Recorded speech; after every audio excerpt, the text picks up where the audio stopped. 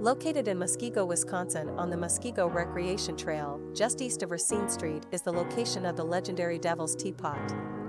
In 1904, the coming of the Interurban Electric Railway, TRMNL, made railroad travel possible between downtown Milwaukee and East Troy, Wisconsin. At this very location, a railroad trestle was constructed to bridge a 2-acre pond in a pasture on the Kingston farm. It appeared to be just an ordinary little farm pond.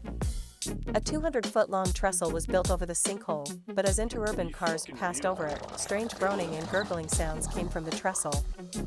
John I. Beggs, supervisor for the TRMNL system, nicknamed it the Devil's Teapot.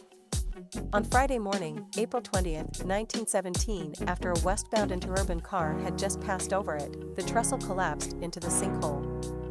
From then on, people traveling westbound would have to get off at the Muskego Center Station on Pioneer Drive and walk along a boardwalk that was constructed over the sinkhole, then board another interurban car and continue westward to Big Bend, Muskego, and East Troy.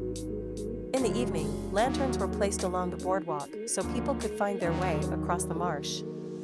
The TMERNL company tried everything to stabilize the trestle.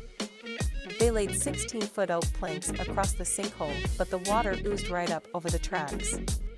The company then decided to fill in the sinkhole and lay the tracks directly across it. The company hired 26 workers from Milwaukee to work on it.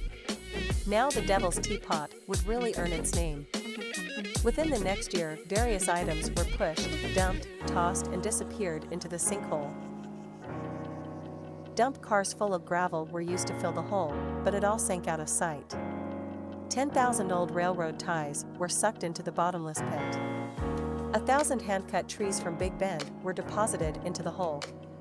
During the entire year, the sinkhole kept up a gurgling and bubbling and swallowed everything fed into it. Then, one Friday night, 7 railway dump cars loaded with gravel were left on the track, ready to unload. By next Monday morning, all 7 had rolled in and sunk and were never recovered.